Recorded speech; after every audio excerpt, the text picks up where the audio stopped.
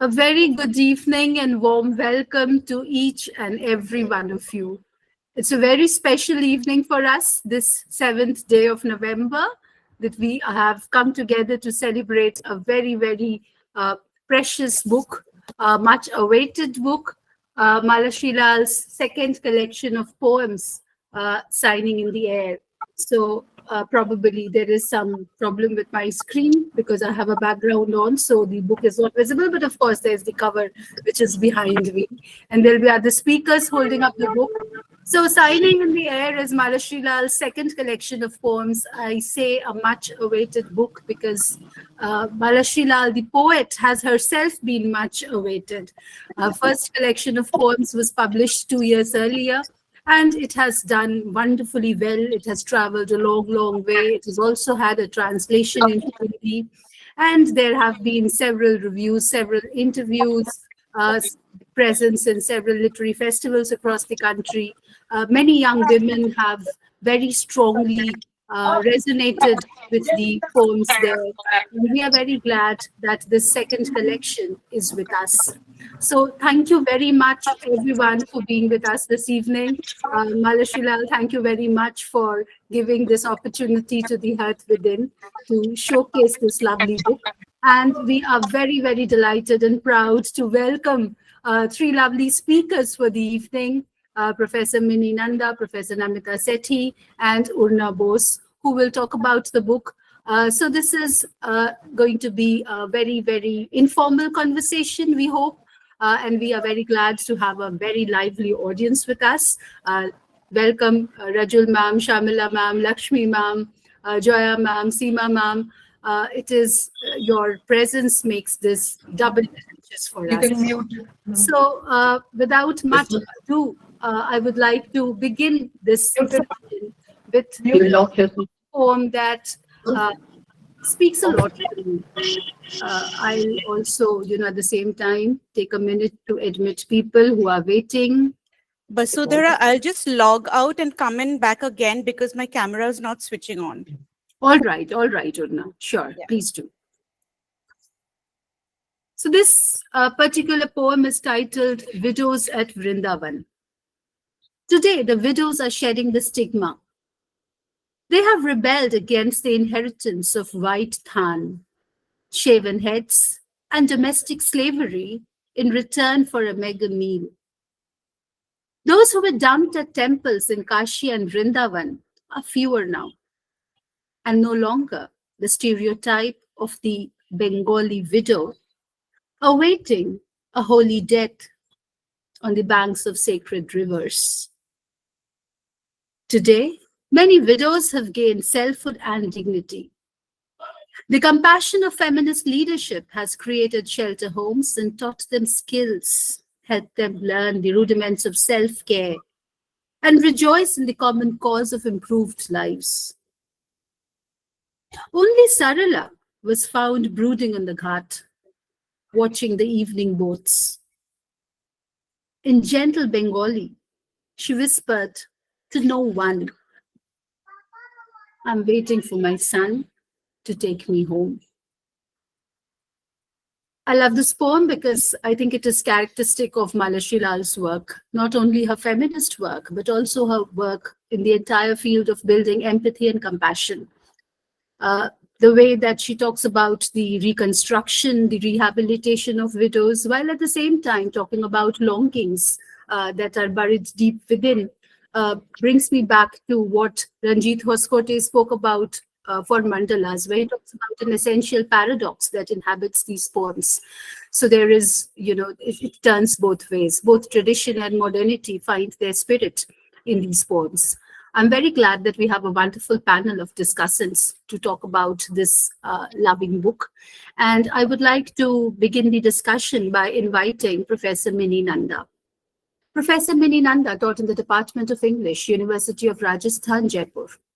Her publications include over 50 published papers. She has also co-edited a book called Literary Constructs of the Self, while her translation of short stories, Where is My Home and Other Stories, has been published by the Sahitya Academy. She has coordinated, taught and designed courses for various universities across the world and has been invited as resource persons to conferences in India and abroad. We are very grateful that she is with us this evening, and I would like to invite Mini Ma'am to talk about the book. Over to you, Mini Ma'am. Thank you, Vasidra. And I want to thank the Heart Within for giving me this wonderful opportunity to be a part of the panel discussion on Malashri Lal's second collection of poems, Signing in the Air. Now, the Welsh poet Dylan Thomas had said famously, the poet, known for his imaginative use of language and vivid imagery, had said that the world is never the same once a good poem has been added to it. Malashri Lal's second collection of poems, Signing in the Air, adds a certain depth to our deluded earth. And it begins with an invocation to the divine feminine power, a power that both creates and destroys. The collection is a pitara, a treasure chest of memories and moments. The 5 sections segue into seasons and locations, myths and meditative pauses, and a final burst of memory, embracing the past, the present, and gesture to a warm future. Malashri's deep commitment to feminine concerns, where in one of the poems, the lost abandoned girl, ironically named Khushi, does find happiness and a guardian. One can see the commitment to guild of service and the many attendant outreach. There's a homage to her mentor, Mohini Giri, who guided the women's movement in remembering a mentor. And also there's a very important imagery of the rose bush, which she kind of nurtures. And that's a reflection of herself. Both of them are survivors. So Malashri, would you like to tell us about your involvement and engagement with the Guild of Service and how it shaped your perception, how it sharpened your understanding? Thank you, Mini, for your very kind and astute observations about the book. And Boshudhara, thanks for hosting this wonderful discussion. To go to Mini's question and to try and answer it, I want to remind ourselves that traditionally activism and academia has been separated. And from the time that I joined as Director of Women's Studies at Delhi University, in addition to my professorship in the English department, my one aim was to bring academia and activism together, because I don't believe that one can do one without the other. Because all the good work that the Guild of Service and other NGOs are doing remains undocumented, so it doesn't reach out to a very large audience. And of course, I'm talking about the time when we were not living in a digital era. Now things are a little different, but nevertheless, I believe putting things into a book or a poem or a research essay or in a public newspaper, those make a very large difference to the work that an organization does. And I learned this from Dr. Mohini Giri, who was the first head of the National Commission for Women and continued to mentor me and many others. So there are a couple of poems that in a way reflect the activism that I do. After retiring from service, I have been able to spend a little more time on that. The Widows of Vrindavan that Boshudhara referred to and read, that is actually an ashram for widows called Ma Dham. And Dr. Giri would always say that don't call them by any other name except Ma, because that is what they are missing. And that is the background to the Sarla lines that come at the very end, that no matter how much you try to replicate a family environment, and the Ma Dham does that, many of them still miss their natal family. and the natal family has abandoned them, but they don't seem to remember it.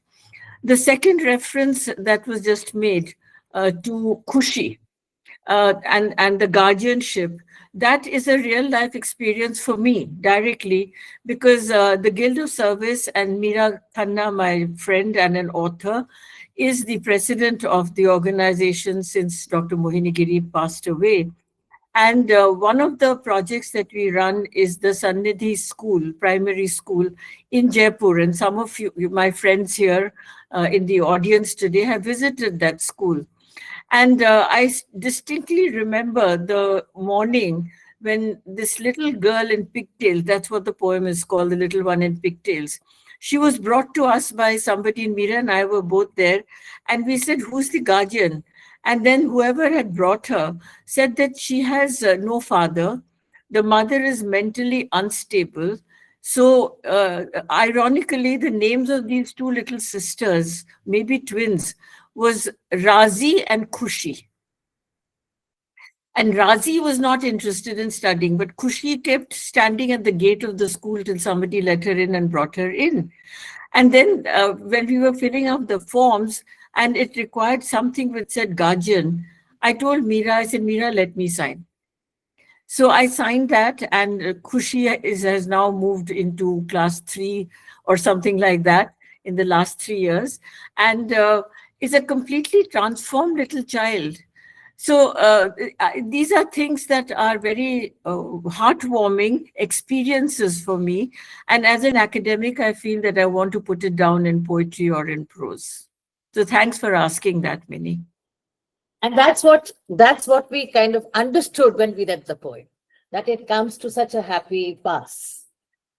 Now, in the poem, The Lost Island, you tip your hat to Shakespeare in your homage to the Reverend Keki Daruwala, where you say, an island of birds, human language gladly forgotten. And the closing crescendo, where you say, you are an eloquent poem in its own genre for Keki.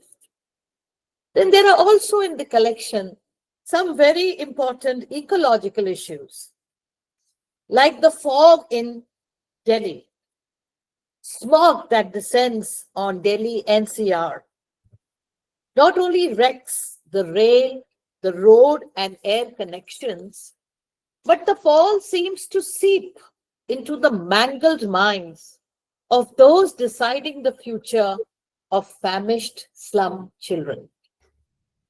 And you write in that poem that when the mind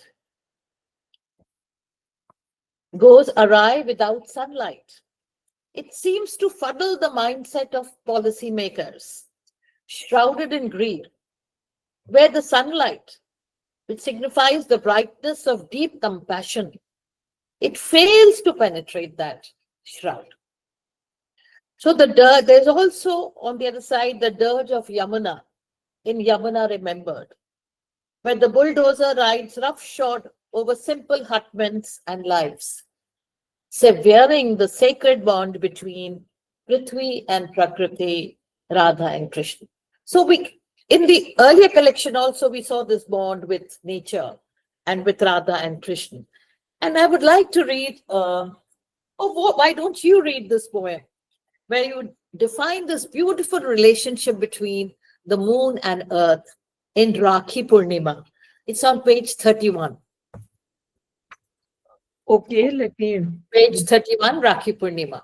Yeah. Here we are. The full moon searched the sky for a brother to tie a wristband of stars.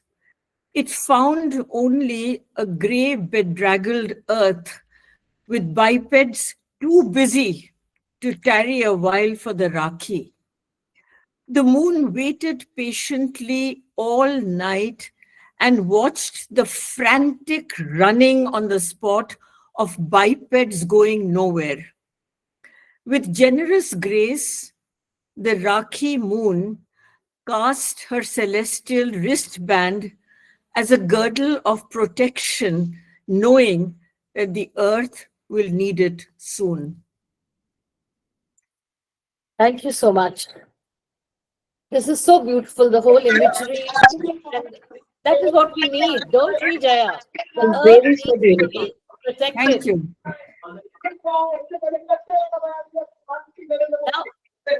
Now, there's also this passage from one realm to the other in the poem Kashi's Kindnesses, where spirits of the dead fly through the Manikarnika Ghat, named after the warrior queen Jhansi Ki Rani, Manikarnika.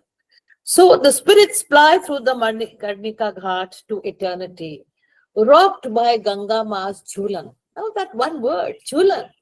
I mean, you're signing off with so much of,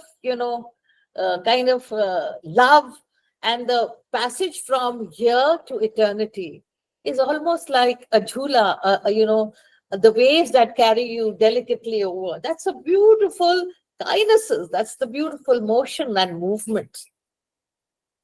Now, you see, even in your earlier collection, I had seen how everyday occurrence anywhere is so deftly captured. And one of the poems is More Equal Than Others. And here I remember Martin Luther King. Injustice anywhere is a threat to justice everywhere. So what we have in More Equal Than Others, there is the asthmatic mother who is not cleared for passage to the hospital in a melee of welcome crowd, possibly for a VIP. So this poem holds a mirror to society, its hypocrisy and hierarchy. Then there is another poem called The Parliament of Birds, which you say is an echo from Chaucer's Parliament of Fowls. But for us, it is closer to our Panchtantra tales, where the crow and the mena, the parrot and the peacock converse. And there is gossip and there is reportage, and it is so interesting. They are observing us and they are gossiping about us. One can observe in both the collections the manner in which newspaper report is turned to dirges that compel the reader to turn the eye inward. In Mandalas of Time, there was the plight of the migrant workers during lockdown. In this collection, we have a poem called Drowned Among Books, which laments the inundation. We all read that newspaper report. We all heard it. We all discussed it, which laments the inundation of the library at the coaching center, where books, bodies, hopes, and dreams lie lifeless and submerged. Then there is another section, Echo of Myths. We have very interesting interpretations and perceptions on mythological figures. I found the interpretation of Holika very interesting, very novel. Holika is shown as a loving mother who drapes Prahlad in the protective veil of invincibility against fire. We had never heard the story while growing up. Holika was black, she was evil. And here there's a different perception. Here there's a different interpretation, very new and interesting. Much like the deeply compassionate understanding of Mantra Dasi in the Mandalas. And there is the fascinating account of a Lakshmi as well. I did not know the existence of a Lakshmi, whatever you call her, before this. Malashri, would you elaborate on the use of these mythological figures? Sure, gladly so, because I'm fascinated by the marginalized woman who's also a reviled woman, because nobody is listening to their part of the story or giving them a voice. So many of these poems, like you mentioned, Manthara, and in this one, Holika, and also the Hidimba poem, I'm trying to give voice to the voiceless, shall I say. And these, the versions that I'm presenting don't really exist. I created them. Because why should there not be an alternate story from the woman's viewpoint? Very good. And Yes. how do we know that that Holika's death was accidental? Why could it not have been a willful protection of a child that she loved? Because Prahlad was a very lovable child, and she knew his powers, and she also knew that her brother Hiranyakashipu was a very evil king. So I just sort of turned the story around and created it the way it did. That it was a deliberate act on her part to cover Prahlad with the fireproof protection and allow herself to be sacrificed. Yes, but that is so novel, so compassionate, and something that is really very, very new and so uplifting, you see, because someone who is kind of thrown on the margins as an evil person, you're giving it a new thought, you're giving it a new life and identity. Now we come to Jaipur, the pink city, imbued with the festivals, rituals, and celebrations. We have our Aradhya Dev, Jaipur's Aradhya Dev, Govind Dev Ji, where the city palace echoes with the holy chants. And then you have the sacred Galta Kund, where the magical waters, they cascade down the Aravalis. These waters heal the scabs of the soul.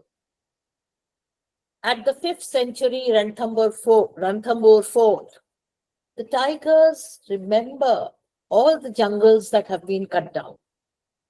And the sambar and birds long for the silence when the raucous sanctuary will be closed for the summer, free from the noisy tourists.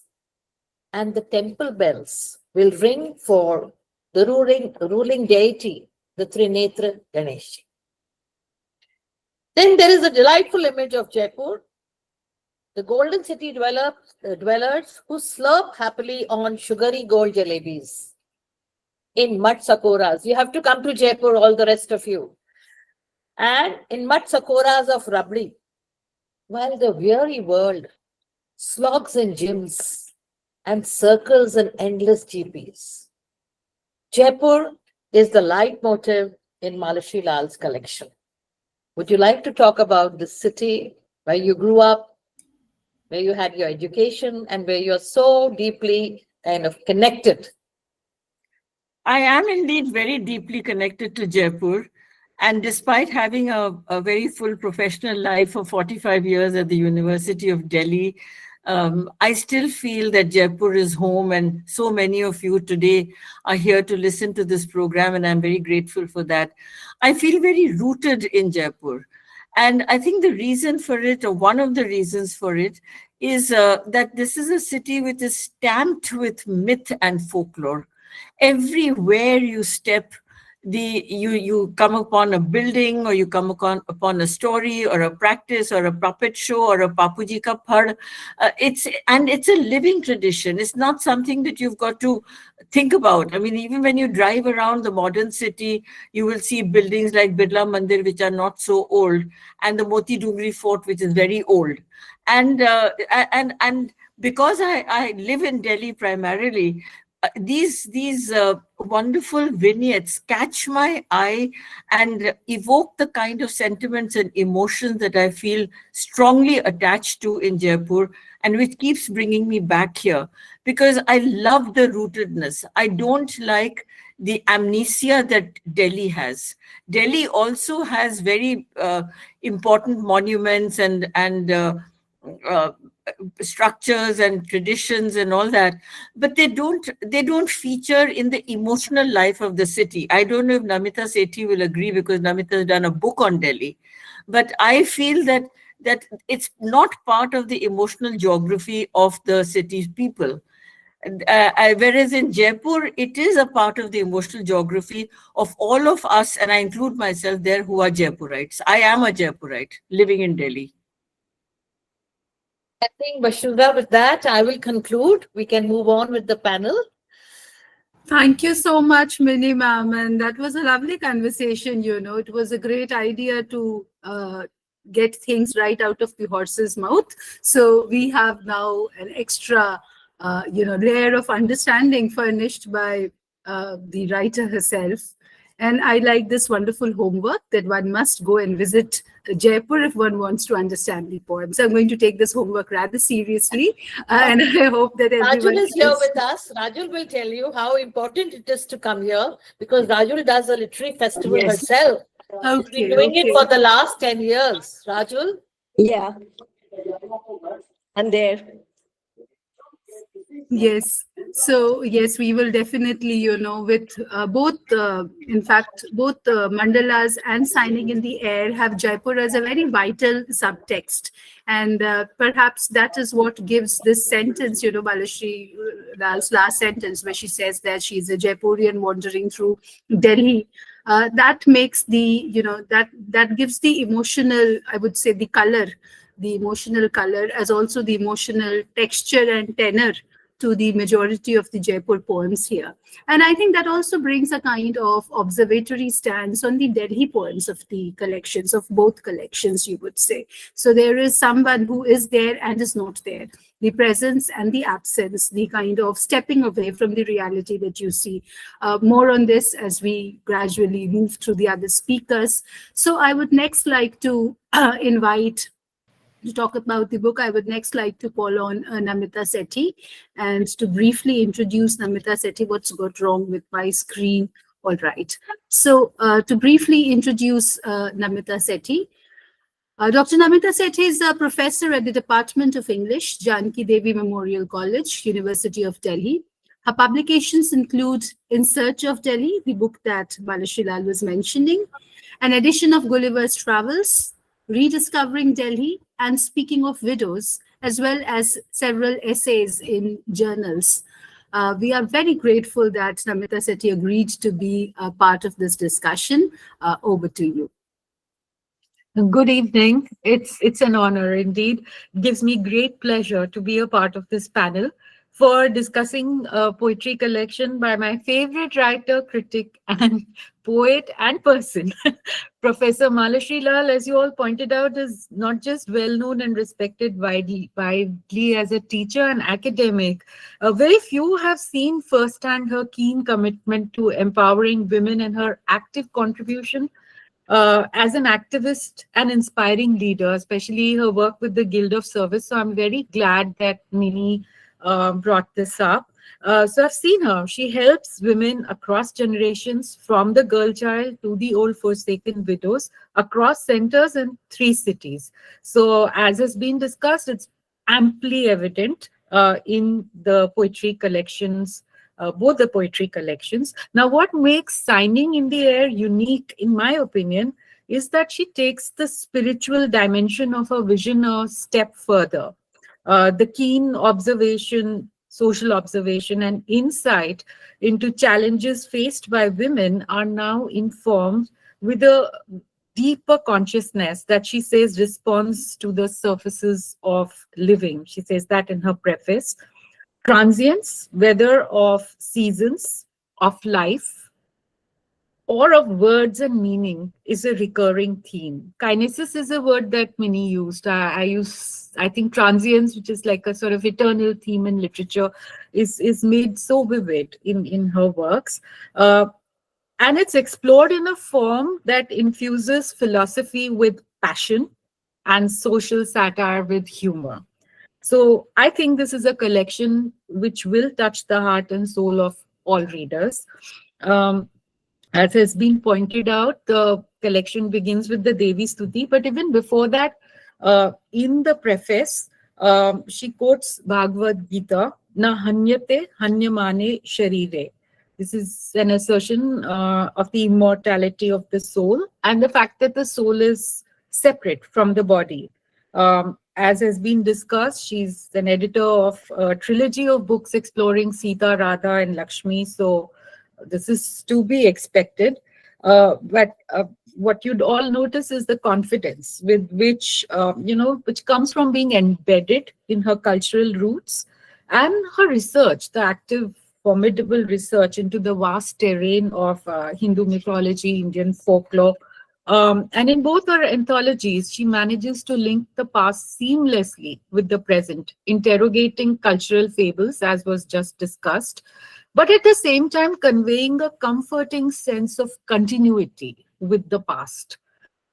In Signing in the Air, there's also a poignance with which death, infirmity, and the limitations of the human body are viewed. She uses the tool of binaries when she speaks of the past and present, life and death, objects and feelings, women in myth, women in real life, the solace of friendship, the pain of losing friends, and of course, as been discussed, signing on paper versus signing, which is like fixing your identity, versus signing in the air, a free play of meanings. And as she puts it in her preface, intimations of spirituality as well as social truth, which coexist without definable boundaries. In Comatose, it's a poem on page 115. For example, a powerful woman made physically inert by coma observes, quote, "My tongue, say what's in my heart. You never knew the happy woman I was. Despite all the burdens you heaped to test my endurance, I want no Narakos work, just a me space," unquote. And I think poetry is the process of carving out that me space that lies beyond the limitations of life, death, time, and historical constraints. The opposition of past, present, mind, and body continues in reminiscences of many poems like Timeless Days. Also in a poem called Soulmate, I quote, this is page 90, "We cannot meet in person, but our souls converse on journeys exploring the universe." And in so here you get an idea of the soul's vast reach and, contrasted to what it is to be embedded in life. In Cloud Portraits, she says, quote, "When two friends left on their eternal journey, the speaker wonders," this is page 87, quote, "Is there a better world without a body? Just a nebulous soul seeking a new lodging?" Unquote. So there are also a few poems describing the world as seen and felt from a hospital bed, including the seduction of oblivion that's offered by anesthesia.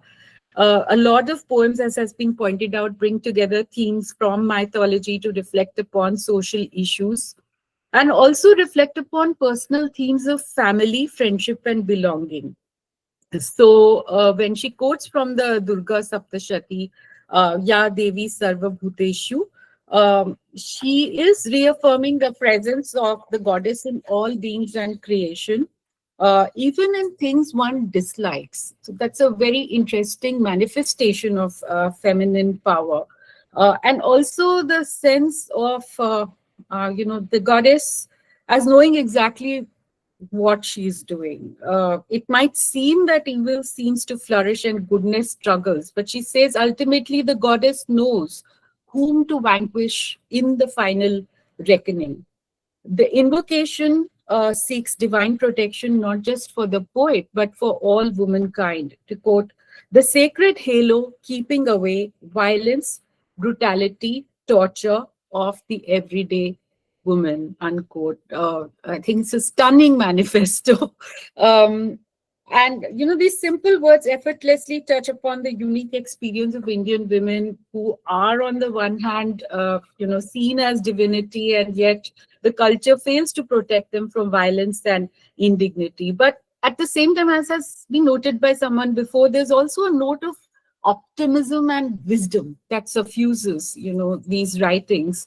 The anthology ends on a personal note celebrating her bond with her own mother, just as the faith in Devi and what she represents anchors the present in the past heritage.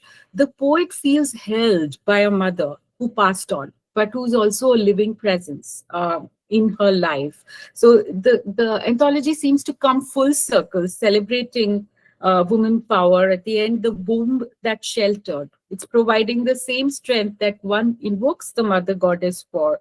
She also, as has been pointed out, pays homage to many women, her mentor Mohini Giri, for example. she also talks about objects, ordinary objects in women's lives. And in few, Pitara has been mentioned, but uh, then there's the beautiful and modest blouse in Grandma's blouse, which is an assertion of independence by the educated 19th century woman, but who also at the same time, it's this kind of seamless continuity between tradition and adapting to an empowering modernity, selecting what to take from it. But the most interesting one I find is Bindi, the third eye, where the dot on the forehead becomes more than a mark of conformity with tradition and submission. It is interpreted as the marker of the third eye, the site of the Agya Chakra, evolved consciousness and psychic powers, as is common in chakra and yoga philosophies. The poet reminds women and onlookers that the inscription on the third eye has been read as a marker of enlightenment and supreme knowledge in both Hinduism and Buddhism. Shiva's Triambaka, Buddha's Urna. The poet urges women to recognize their own power. To quote, why does the woman's daily self-decoration not grant her confidence in her powerful intellect and strength? Why does she cower when the lascivious male stares at her bindi? She can invite the chakra's volatile energy to thwart violence against women. Awareness is all, unquote. This is on page 125. The nature poems have been mentioned. I think someone will point out very striking images used, especially in the dancing Maina, where she's describing the Maina bird's neck steady, feet unmoving, epitome of the Sundari Griva in Kathak. But even in that poem, she's not sentimentalizing nature, because right at the end we see the Maina's, her stage is the cushioned grass, her audience, the eagles circling in the sky. So there's that note of destruction, resurrection, the cycle of life that we see in the Devi theme as well as in the nature poems. And I think Mini also mentioned the roses, in which she says, the bedraggled sort of bush, that you're a survivor, you're a mirror. This is around page 27. So nature proves to be a trail that leads to meditation on the self, survival, and transience. If roses learn to grow blooms as well as thorns to survive, the tigers in the poem Ranthambore are less lucky. With wicked humor, she observes that modern tourists kill tigers with, quote, I love this line, with cameras, dust, and destination events, unquote, page 81. And, the humor and satire she directs at women, city women, the forgotten art of conversation, the words distilled from sugar. One really striking poem is Nani's Magic Meals. I think you can all relate to that, where she's talking about how the cousins sit together and share a simple home-cooked meal, and Nani could, and it's true, my Nani also could, whip up kind of gourmet cuisine out of, a very basic kitchen. And today, she traces this phenomena where, quote, rasoi is a concept that has converted to a branded kitchen. The showpiece, a showpiece of marble and glass where no one cooks, unquote. So true. And I too love the jalebi poem, where non-jalebi eaters flock to gyms and GPs. Look at the alliteration there. While farmers can still enjoy that pot full of sinful jalebis. So, life with its ups and downs, good and bad, sadness and happiness, comprises a divine cycle. The mood in these poems is of a vantage point of the soul, seen from within and seen from without. So while there are critics who've read the poems as a flaneur, and of course there's social criticism, but this aspect of the poems strikes me. And one that I find most touching in this is her own journey and experience of her parents' support and guidance. Her Baba smiling as she signs her farewell in the empty air. There's something universal in her longing for their absence despite lingering presence. And we feel deeply. We experience with her the, quote, need to hold a hand I can trust, a touch, no words, silence. Thank you very much. I'll leave for Professor Lal to comment on this as she likes. Thank you. That was a wonderful journey Thank through the you. Thank canvas you very of much, Namita. these Thank you. poems, and they took us through various poems, they took us through various emotions. They also gave us valuable, contexts for reading, understanding, appreciating these poems. But most importantly, I think you read, or I would say interpreted the poems, keeping the poetic voice very much intact. There's a tendency to erase the voice of the poet and substitute it with that of the critic. But I think this was remarkably done, where you kept the voice of the poet in all its emotional configurations very, very intact. So thank you very much for that reading. And I would next like to invite Urna Bose to discuss this book. Urna Bose is an award-winning advertising professional, writer, poet, editor, and reviewer. For 6 consecutive years, her poetry has gone viral globally. She has won the Telangana Poetry Forum Enchanting Editor Award 2019, the Woman Empowered Scintillating Creative Impactful Feminine Power Inspiration Award 2020, the Naseem International Poetry Prize 2021, and the Panorama International Literature Award 2024. Urna believes that soulful poetry can be decadent, a chocolate cake, and like chocolate cake, it can pretty much fix everything. So thank you, Urna, for agreeing to be a part of this lovely evening with us. And over to you for your observations on Signing in the Air. Thank you, Basudhara. I hope you can hear me. Yes. Thank you, Basudhara, for creating this beautiful sunshine-flecked space for all of us to celebrate books and authors and poetry. And thank you so much for making me a part of this evening.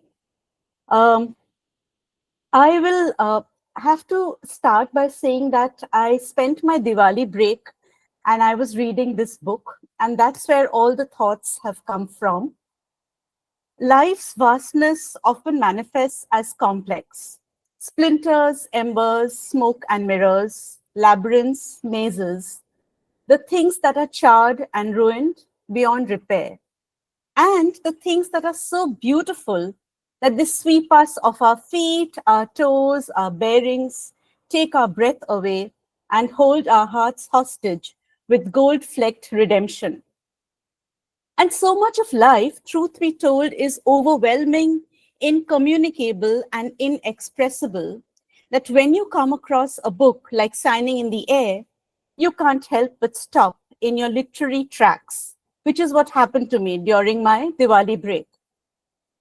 Now, right now, we are living in an age of smartphone exhaustion and digital fatigue. The entire world is so busy commoditizing, labeling, codifying, classifying poetry into themes, genres, and silos, and compartmentalizing poets into she writes this or he writes that, hammering poets and hammering the books of poets into claustrophobic, tightly nailed boxes. And yet, in this milieu, there is thankfully and refreshingly Malashri Lal Signing in the Air, which opens the tightly jammed doors and the rust-laden windows of this airless crypt of narrow labeling and constrictive classifications, inviting us all to instead dip into the enormity, the immensity, the magnitude, and the prodigiousness of poetry that cannot be tightly grasped in one's compartmentalizing fist. Signing in the Air to me, when I was reading it during my Diwali break, seemed like a softened, glistening Seema-heen. Seema is, of course, a boundary or a limit, and heen is without. So to me, it seemed like a softened, glistening Seema-heen horizon of a reflective summer afternoon. You know, like the afternoons of the summer holidays of our childhood, when you just wanted to kick your shoes off and be in this endless dance of probing the graft and grain of possibilities. And Signing in the Air for me is this kind of a sunlit afternoon where interiority collides with exteriority and the unnameable coalesces into the nameable. For here, within the pages of this book, lies a full spectrum, full-bodied bounty. Malashri Lal's Signing in the Air is a collection of 76 poems divided into 5 sections. I'll quickly mention the sections for anyone who wants to acquaint himself or herself with the book. Whispers of the Earth, Installations, Echo of Myths, Meditative Missives, and Women Who Wonder. As one digs into Signing in the Air, one is firmly convinced that Lal's work is hinged on the building of worlds, a universum literarum of ideas, idioms, deep introspection, illuminations, images, and initiations that are never loud or strident and are always soft, gentle nudges upon the door of one's consciousness, reiterating the critic Harold Bloom's elucidation: consciousness is the materia poetica that gets sculpted as it undergoes ceaseless expansion. Now, like much of Walt Whitman and Mary Oliver's work, Malashri Lal's Signing in the Air will make you think of exploring this very intricate and challenging relationship between the individual and the vast expanse of the many worlds and many worldviews and alternative realities that we simultaneously live in today. I think we all agree that in India, we live in many centuries simultaneously. And there is that visceral, palpable sense of trying to comprehend, connect with the unfathomable and vast nature of existence. Why are we the way we are? Why do we judge someone who has migrated into our part of the world or who has migrated into another part of the world? Why are we uprooting trees and yet buying plastic cherry blossoms? As she points out in a haiku artifice, which is on page 35, cherry blossoms in plastic mimic the classic. Modernity smiles at innovations. And then she questions, I think Mini Ma'am mentioned this poem as well. She questions, is the tiger's eyes flecked green with memories of jungles cut down? In her poem Ranthambore. And there is that ineffable need to peek at the multitude of whys by looking at and confronting the infinite closely. The ethos of Malashri Lal's poetry, I feel personally, is migratory, rooted in words, but very much searching, seeking, digging, and unearthing through the indefinable borders of Jaipur, Bengal, Delhi, as much as the indeterminate boundaries of myths and mythologies, the symbolic leitmotifs. I would like to draw your attention to one of my favorite poems, and thankfully it hasn't been spoken about. It's in the section called Echo of Myths. Most of the poems in this section can perhaps best be understood as representations of a dialogue with a rich, complex alluvium of symbols, archetypes, histories. But when you start engaging with these poems, personally, just sitting with the poems, you will feel that these poems are unfurling like vistas and roads, fields and harvests, that no simplistic retelling of old stories or old narratives can hope to do. The poem that I'm talking about is called Hirimba on Delhi Streets, on page 63. I have read it at least 15 times.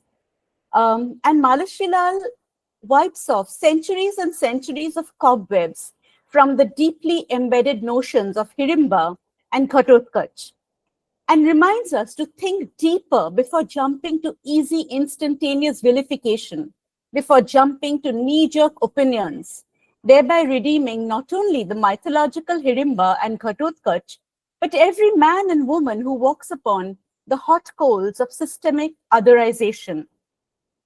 I would like to read this poem because I just can't get enough of this poem, because I'm sure all of you will be on the same page with me. It's called Hirimba on Delhi Streets. Statuesque and confident, eyes leveled with the police, she reminded me of Hirimba, the demon goddess who forcefully married Bhima to match her strength to his. The god was pulling her towards a van with bars, hindered by young Ghatotkaч, holding on to her dupatta. Her crime? Begging on the streets. Her ploy? Bewitching the man. In a while, I saw her leading the policeman by hand, both smiling indulgently. The tent at the street corner will still be her domain, and the little one, her sturdy gatekeeper. So just observe the word domain and its usage. I chose this poem because this is a poem which is especially relevant in today's world where we are constantly in a state of flux, where social media is looming large upon our humanity, making us do things, making us see things, making us have an opinion about things. Doom scrolling has invaded our personal time with our loved ones, and every piece of news on television is breaking news. Whereas what is really crumbling within us is our ability to see beyond the obvious, pause, and look deeper and understand that not all is as it seems. In conclusion, I would like to say, I strongly feel that Malashri Lal, with her countless, infinite, innumerable, Seemahin jewels embedded like dazzling emeralds in the heart of signing in the air, is imploring us, especially if you notice her poem Ranthambore, to let the bells of the Trinetra Ganesh. Trinetra, of course, here is a reference to the third eye activation. So she is speaking to us about third eye activation, the third eye, as well as her poem Palm Prints on page 97. I've read it so many times, I even know the page number, where she reminds us through her evocative line, visible only to eyes that see beyond. So you notice how the poet is asking us not only to activate our third eye, but to activate our eyes as well, the eyes that are very much there. And I feel that she is of the opinion where she feels seeing is an active choice. And I feel the book is asking us that, we choose what we look at. We choose why we look at it and how we look at it. And in doing so, we bring it within our reach and define the sacred architecture of our interconnectedness, or what Carl Jung would define as the collective unconsciousness. Thank you, Malashri ma'am, for writing this book. You changed my Diwali for sure. Thank you, Urna. Thank you very much for the very close reading of so many poems that you offered, for the way in which you illuminated these poems, linking them to our contemporaneity. And most importantly, for those very lovely contouring, of the poems into a kind of emotional whole. So thank you very much. And I would next like to invite into the discussion, I would like to formally invite Professor Malashri Lal. Malashri Lal is an academic, poet, editor, and anthologist.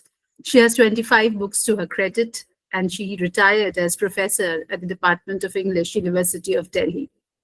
Her publications include works on Tagore, co-edited with Namita Gokhale is her Goddess trilogy, and also her well-known play Betrayed by Hope, a play on the life of Michael Madhusudan Dutt, which received the Kalinga Fiction Award. Her two poetry books are Mandalas of Time and Signing in the Air.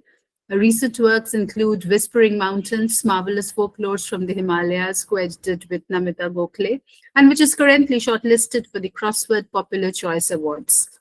Among the various recognitions that Malashri Lal has received are the Maharani Gayatri Devi Award for Women's Excellence, the Setu Bilingual Award of Excellence, and the Ethos Award for Poetry.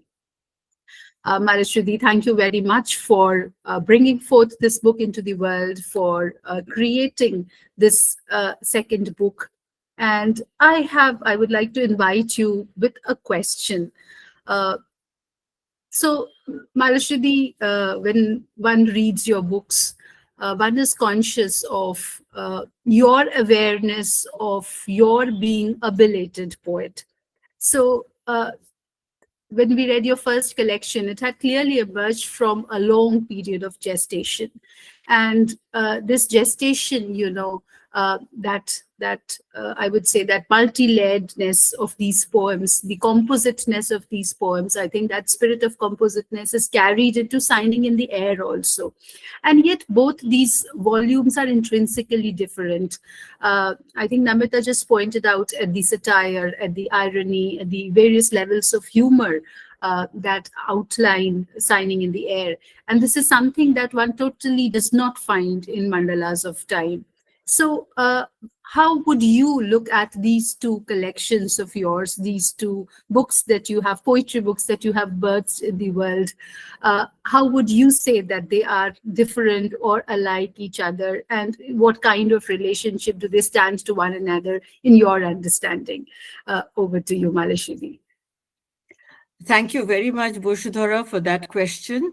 And before I try to answer it, I want to thank all the panelists, Mini, Namita, Urna, for their very insightful observations on the book and their close reading and the hard work that they've put in while framing their comments, which have made me also look at the poems in many more dimensions than perhaps I was aware of, because the reader's point of view is extremely important, and quite often it opens the writer's eyes to that which was not noticed before.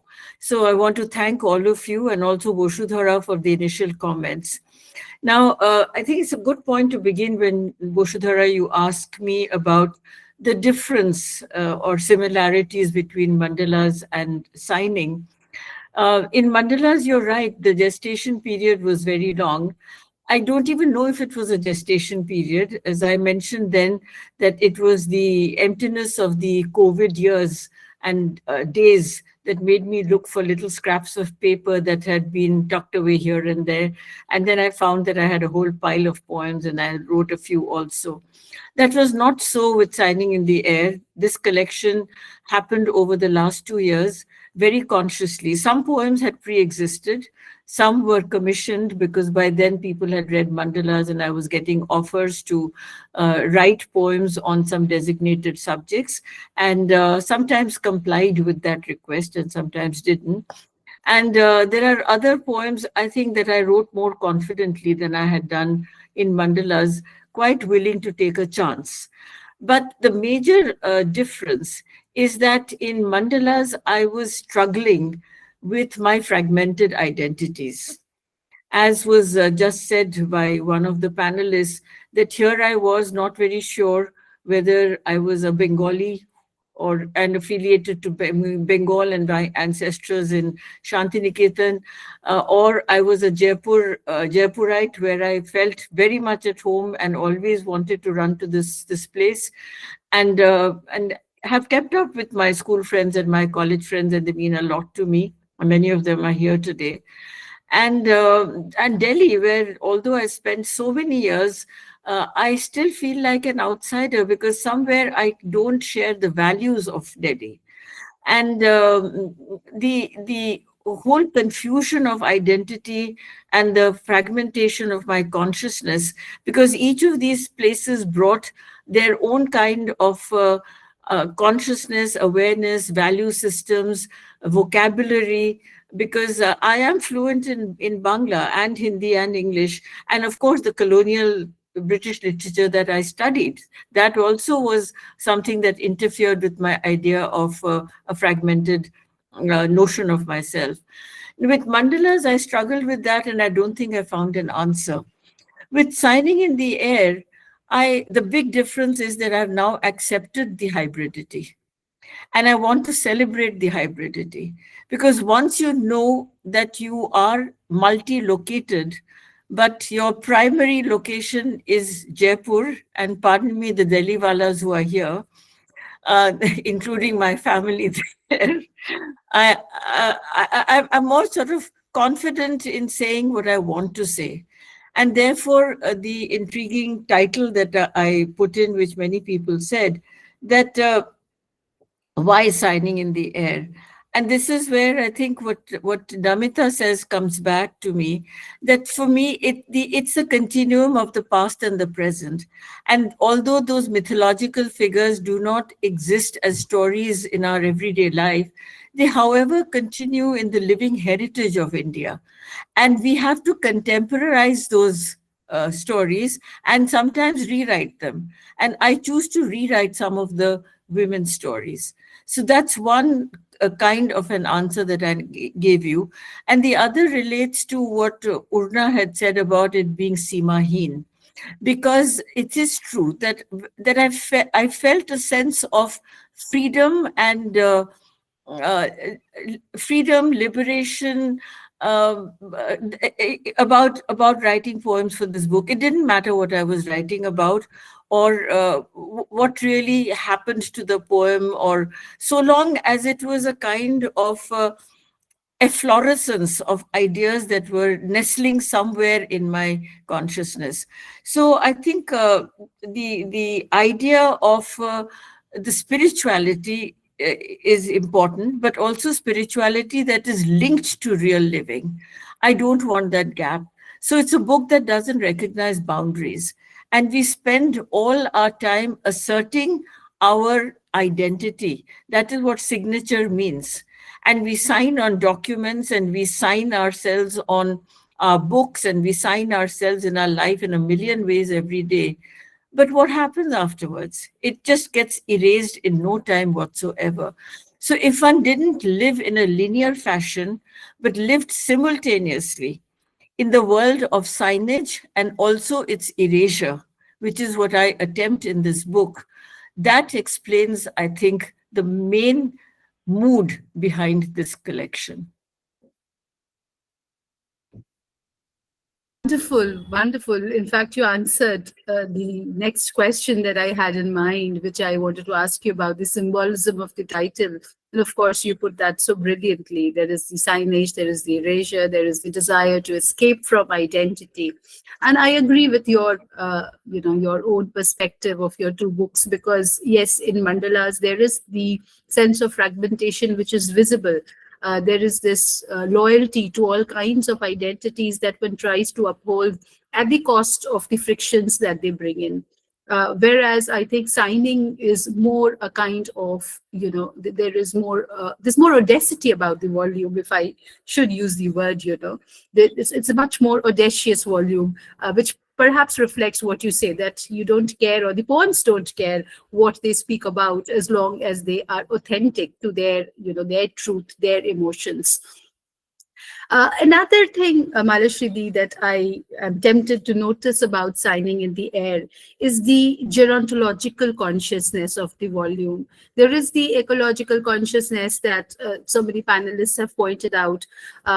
I would also like to mention that I feel that this volume is very strongly rooted in your age, where you are conscious, of the flow of time, of the passage of time, and conscious of having your, feet planted in this passage. So it's also a kind of assertion. For example, the poem Vanaprastha, from which I quoted a couple of lines for the flyer and for the circulation to promote this particular event, where you talk about the Vanaprastha as a different kind of retreat. It's a kind of philosophical, philosophical acceptance. It's more a kind of emotional retreat. So there is a spirituality that you just mentioned, the word spirituality. There's a spirituality that strongly defines this volume, and this spirituality is somewhere also interested in rewriting the narratives of old age. So the widow poem also fits in with that, where you are also attempting to rewrite the narrative of how advancing in years should look like. Was there something conscious in your mind while you were writing these poems, or do these ideas play themselves in your mind? This is what I would like to ask. Indeed, the awareness of gerontology is very much there. And I think I quoted Shakespeare somewhere, ripeness is all. Yes. And I want to rewrite it with a gender consciousness. And that is why the poem Vanaprastha, because all these so-called stages of life in the Indian ethos and lineage of literature are written from the male point of view. Whoever talked about Vanaprastha for the single woman, whoever talked about brahmacharya for a single woman. So when we look at these terminologies, we immediately, I think women of my generation and even younger, as many of you are, once the gender consciousness comes in, you begin to look out for it almost everywhere, or it leaps into your face. You don't even have to look for it. And you at once begin to question the linearity that is presented in the life cycle of a woman, where marriage and being a motherhood of a son are the primary concerns and the primary identities. And even in very modern thinking, the other extreme of remaining single, being married but choosing not to be parents, these things are also choices that are being made. Fine, but let there be choice. And that is what is denied to a lot of women. And that is where the idea of rewriting gerontology from the women's point of view comes in, and those poems come. And therefore, many of those, there's a poem on orange juice. There is, sort of the happy uh, feeling of just being by yourself, sitting in the sun with a glass of orange juice and tasting every pip and little, the squishy fibers that come in, and just enjoying it. Why not? But again, that has to belong to the reality of experience. And it does belong to the reality of experience, not only in urban India today, but fortunately, it has also spread to the so-called smaller cities, or even outlying village cities, rural, semi-rural. Those geographies and boundaries have broken down because so many young women are now coming to the big cities for their education. And one of the happy changes that has happened is that women's education is being valued. But with that comes a kind of a consciousness also. So that is, to me, very important. And I'll end by saying that the book itself is dedicated to my grandmother, who was a very unusual woman for her generation. And I call her my intrepid grandmother, because she was one of the early graduates, women graduates from Calcutta University. She chose to be a career woman in those days at the turn of the 18th, 19th century. And she was an inspectress of schools, and she used to regale me with stories of how she went inspecting schools sitting in a bullock cart all by herself, and with the bullock cart fellow guiding her through little rivulets and village pathways. And she was safe. And I would ask her, but weren't you scared? She said, what's there to be scared about? And then she married a man who was younger than her, and they both decided to go and live in Rangoon. She became a widow at the age of 42 and decided not to come back to the family household in Calcutta, but to continue in Rangoon and bring up two children on her own, and succeeded very well. So it's not that there are unusual women in earlier generations, and that poem that was mentioned, Grandmother's Blouse, is one such, where I want to demonstrate that none of this happens overnight. It's a continuity. The leadership does come from somewhere, from some kind of a reform movement, or some individuals, or some kind of writing. And it's not necessarily, according to me, a gender divide in the 19th century. A lot of the women's reform movements came from men leaders. And that is something we need to recognize and separate it from the Western idea of feminism. But nevertheless, that's my way of answering what Boshudhara, you were asking. Yes, beautiful. And it led us through so much, family history, and the way that it fuels these poems, and also your very intrepid imagination, I would say, after your grandmother. There's another question that makes me curious. For example, there are so many reasons why people write poetry, and there are so many roles that they expect their poetry to perform, to fulfill. So it can militate, it can affirm, it can establish, it can cancel, it can bear witness.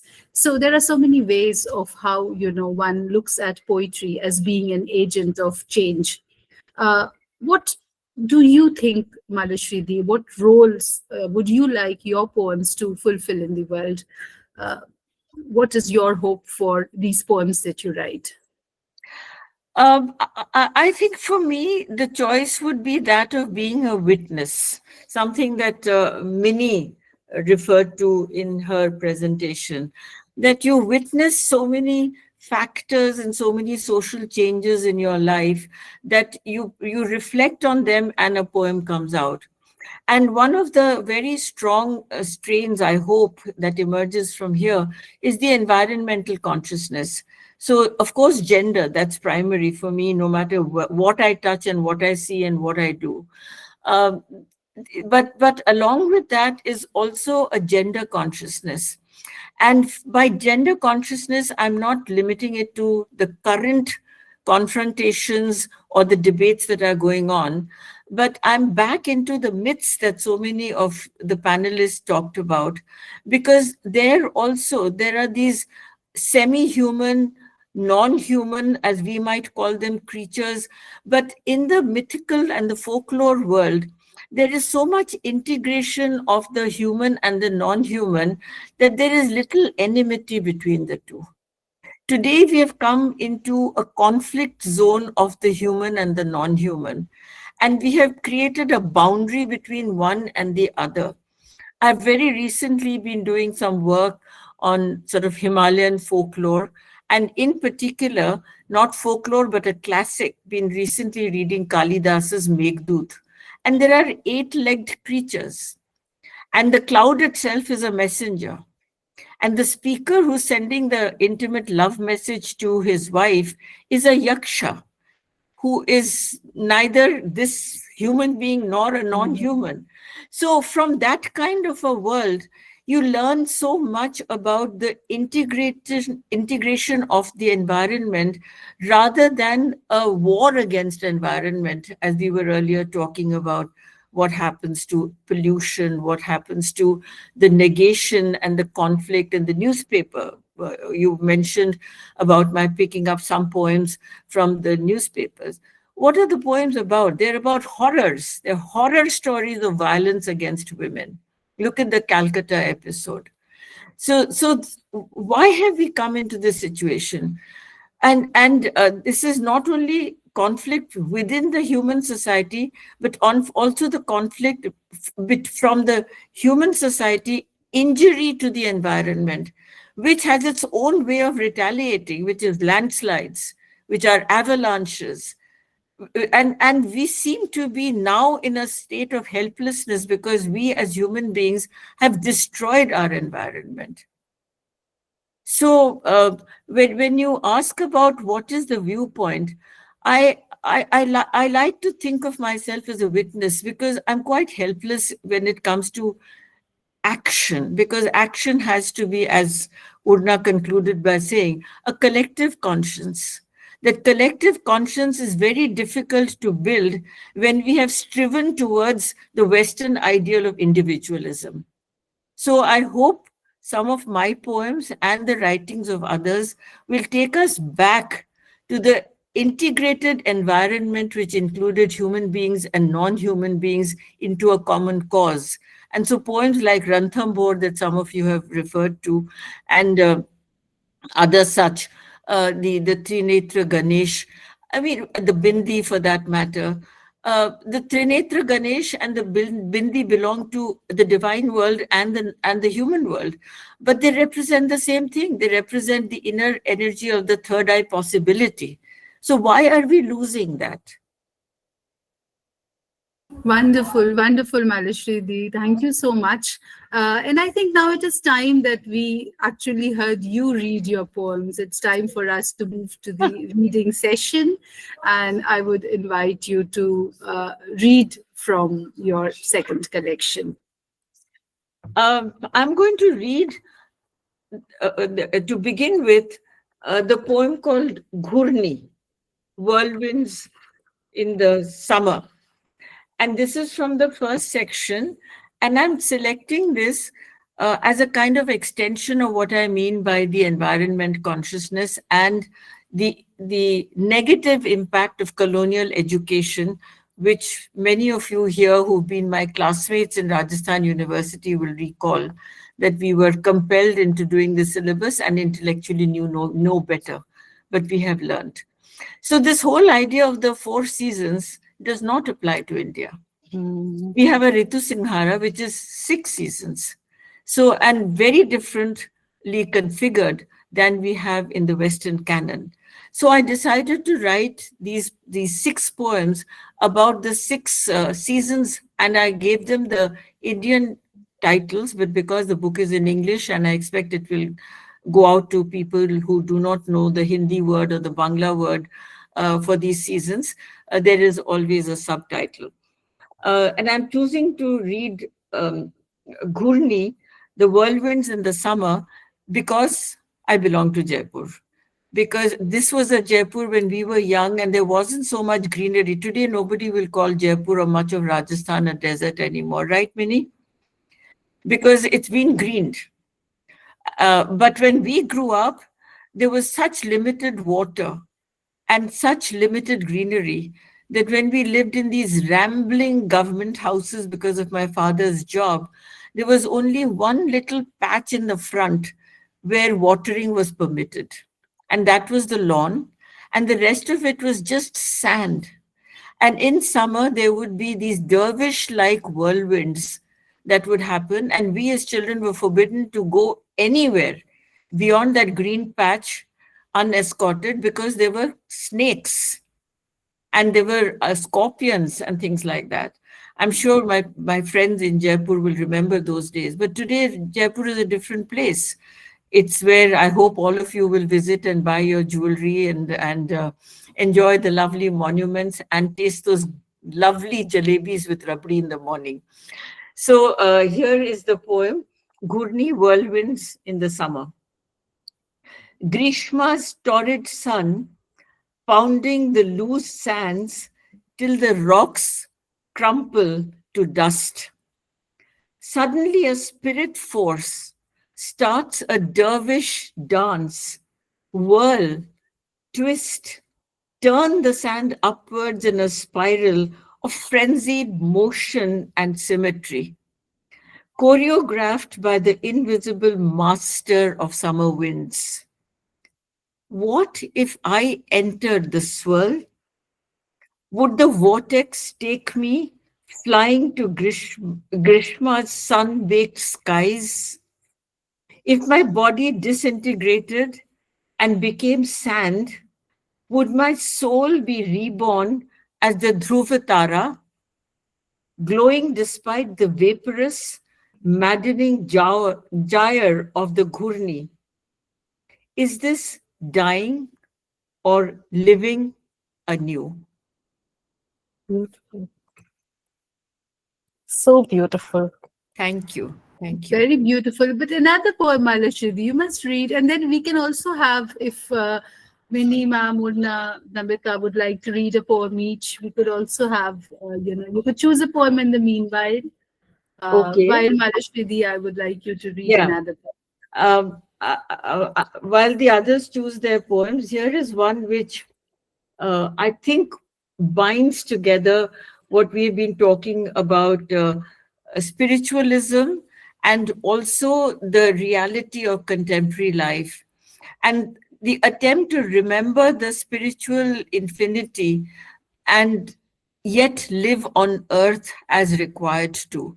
This is a poem on page 86 and it's called Bhiksham Dehi, the gift of alms. Now, this is not written as a Buddhist tribute at all, but the image of the bhikshu has been taken from the Buddhist terminology. In the frenzied days of work, give her the gift of quietude to calm his brow after intense domestic labor, grant him peace. O Buddha, bestow endurance on the commuters battling for seats. Grant forbearance on grandparents left alone.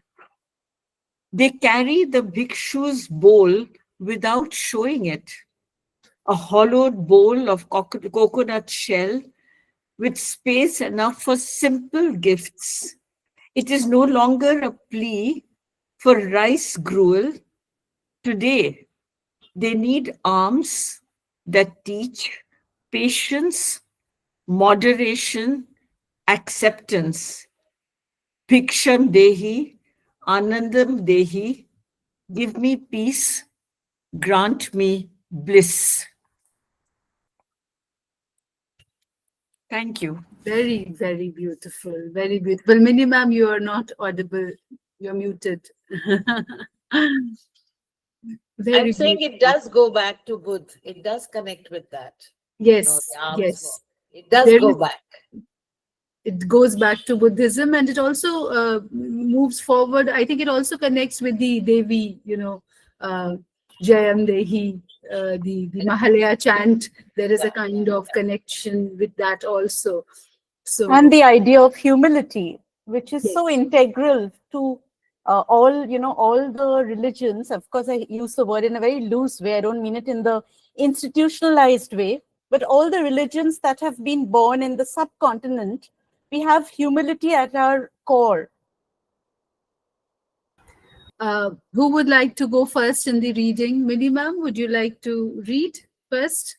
What comes to my mind immediately is the one I had mentioned in my, Yes. when I spoke about the little one in pigtails. Khushi was brought to us for school admission. Tied pigtails, snotty nose in a pale face, tattered frock on a skinny frame. 4, did you say? But she looks younger, I said. The bright little eyes darted here and there, hoping to escape my scrutiny, a caged rabbit seeking an exit hole. She has no father. The mother is bedridden. No one looked after Khushi. Neighbors cast food to the girl sometimes. She roams the streets like a stray cat, licking up what she can find. The mother is beyond comprehension, said the escort. I signed the admission papers, writing my name as the guardian. And I think this is what, from the present, we move to a more promising future. And the way it connects with Malashri's work with the guild. So this comes from, it's so organic. It comes from that experience. And that is what connects with. Another thing I'd like to mention here, that when she mentions her parents towards the end of the collection, it made me miss my parents so much, I can't tell you. It made me deeply, deeply sad. Thank you. Anyone else? Thank you, Mini ma'am. Namita, would you like to go next? Yeah, and I love them all. I'm deliberating whether to read Jalebis in Jaipur or Hindi. I mean, Ahilya, the way it ends is amazing. You pushed me back into a woman's interrupted servitude. Ahilya ka udhar is interpreted in this way. Anyway, I will read Jalebis in Jaipur because I can't resist it. Breakfast is doodh jalebi in the city of royals. Crunchy circles of sugary gold, drenched in oil and dipped in rubbery. No one linked jalebis with diabetes, obesity, nephritis. When we gorged on this delightful start to a perfect day of sunshine and peacock calls, today labeled as street food.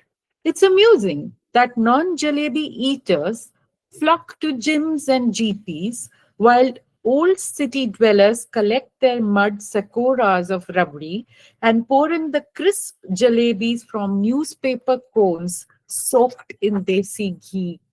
Their workout place is the mustard field in winter, the bajra groves in summer, and their health reward is the pot full of sinless jalebis every morning. Such astute observation. Love it. Thank And you. also the reality of Rajasthan, because there was this scarcity of water. The millets grew with very little water, especially bajra, you see. That doesn't need much water or irrigation. And I think this is such a brilliant ode to eating well, to eating the sweets that we have inherited, it's okay. Everyone is so hangry nowadays, because they don't eat enough. Yeah, it's a fact. People True. lose their cool easily. They judge easily because they're not eating well. They're not celebrating the foods that we're meant to eat. So this is lovely. Yes, it's a beautiful poem, and it links labor, with food, Yes. because there can be no food without labor. The production of food entails labor, and even the consumption of food entails labor. So, without effective, labor, even the consumption of food is not possible. And I love how this poem creates a kind of yes, it is, as Urna said, it's an ode to labor, also to the economics of self-reliance, where you work out, you don't need gyms to work out. So you are consuming and you are producing, and you're consuming because you are producing. It entitles you in some way. So the jalebis are richly earned in the poem. Also, That is recording. why today there is no rasoi. You No just have rasoi. these designer kitchens. Hmm. That rasoi and nani ke haath ka khana, that Ah. garam roti and that khushbu, it's all gone. Yeah. You're recording a whole culture that we're seeing pass away. That newspapers say, and the way you describe the jalebi, everything, newspaper cones soaked in desi ghee. How do you even explain it to someone from the very younger generation? These Yes, in are, the next 10 years, this yeah. poem would need footnotes that, Yes. jalebis were sold, in newspapers, and there would be a picture of a tonga, today. And the building up of excitement, because Mm, I remember mm. when I was a child and you would go to small towns to your relatives, it was so exciting waiting for that samosa and jalebi that only I think It used someone to be could not. standard Sunday breakfast for us. Yes. So standard Sunday breakfast was kachori and jalebi. So Yeah. nobody thought that there was something odd with this combination. So Urna, you would Yeah. like to read next? Yes, I'd love to. But yes, I also wanted to say that I think Mini Ma'am mentioned the frugality of ingredients in the kitchen and Hmm. how you could make a storm out of very little things. And that is such a, I don't know, it's a culture that we are going away from. And it really pains one's heart to, and I mean, that's really sad. So I would like to read the poem that I mentioned towards the end of my talk, Palm Prints. It's on page 97. Palm prints. Two faint palm prints glow in the soft light on the wall of the old alcove with portraits of relatives long departed. Startled, she wonders how the prints appeared, unbeckoned, mysterious, illusory. It's the new year, a time when a child was born in this house, in this home, that filled with laughter and hope. Today's empty, plaster peeled rooms, spot paintings with dusty chandeliers, but no people. Watch with care, friend. Watch with care, friend. The people are around, and the palm prints their signature in the air, visible only to eyes that seek beyond the stamps of the past. The palms are blessings of absent present I come. Maybe they will inhabit the crumbling wall for a few days, then fade away for another year. Malashri ma'am, would you like to talk about this poem? I would love to hear your thoughts about this poem. Thank you, Urna, for reminding me of this particular poem. I think it falls into the genre that has been mentioned often, that I'm trying to connect the past with the present, and not mourn the past as such, but remember it with respect. And break down the so-called barriers of the living and the non-living too, and that it's not ancestor worship for a certain day in the year because it happens to be in the ritual calendar, but that ancestor worship or nani's kitchen and these things, if these are part of our consciousness, I think we would be the richer for it, and we would not be living in the here and now and the stress of the moment. but have a much longer sense of chronology, lineage, and history, which would make us into far more comprehensive human beings. And that is why I wrote that poem, that the house, though physically appearing to be empty, is actually filled with memories and spirit presences. And I don't mean spirits in any spooky way at all. Yeah, it's beautiful, and you're right. Spirits are not at all about a spooky presence. I think in every culture, and in our culture, in the subcontinent, in fact, there are times of the year when we know that the veil between other worlds and our worlds are thinner. So there is that very much a presence very much a part of our culture. And what a poem. It's beautiful. Thank you. Thank you so much. Also, Vashudha, may I add here? Yes. Because when the bride would come to the new home, she would not just her feet, but she would dip her hands also in altar. And in some of the forts and palaces here, particularly this at Jodhpur, you can see those handprints on the wall of the new bride who comes in, Yeah. So that is also a tradition in conventional homes in Rajasthan of having your... Wonderful. And as we wind up this discussion, I would like to invite the audience members who have been very kind to be with us, Lakshmi Kanda, Seema Jain, Charu Mathur, Meenakshi Malhotra. If anybody would like to say something, please, most welcome. We would love to hear you. Lakshmi, would you like to say something? Yes, just a little bit, though technically it may not be very right because I have yet to read Signing in the Air and I'm waiting for my copy. But what emerged very interestingly through this beautifully curated panel discussion that you put on is a sense of place, a very, very tangible sense of place where, like finally Mala arrives at a stage where she says, through all the stages, I belong to Jaipur. Period. That's it. And so even when she addresses hybridity and the way she's absorbed Delhi, she's so much a part of the Delhi landscape for us who lived in Delhi. And of course, we know she's a Bengali, but whatever it is, she doesn't let these features quarrel within her. And so it's very interesting for all of you who are into reviewing her books to absorb this. Like even my critics, if I may say one word about myself, struggled in the little bit early reviews of my books in Tamil, which was so full of Mysore and Bangalore. So they said, where does she belong? Where is Kaveri? And that's how it is. But excuse me for saying that. But it's been a beautiful way of pinning her down to an emotional geography, as she says. And it has been wonderful listening to all of you reciting poems, which makes it all the more, felt. For some of us, I'm waiting to get a copy of mine. And Vasudhara, if I may say, I think you've had another furry friend, Heidi, peeping in. And Heidi is going to be one intellectual furry friend of yours. We got to see. She was jumping onto the screen Yeah, at the beginning of the book discussion. She wanted to crash in. I had a hard time throwing her away. So, Mala, I must be getting a part of this. Mala? Yes. I must be getting my copy.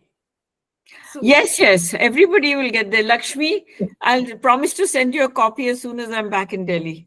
Yeah, it is good, Lakshmi, that you attended this discussion without reading the book, and that explains so much about the book. Like I said, the success of a good discussion, because this is what we hope that this will be carried across to readers, and those who are yet to read the book, it will generate their interest in this particular book. So thank you so much for saying that.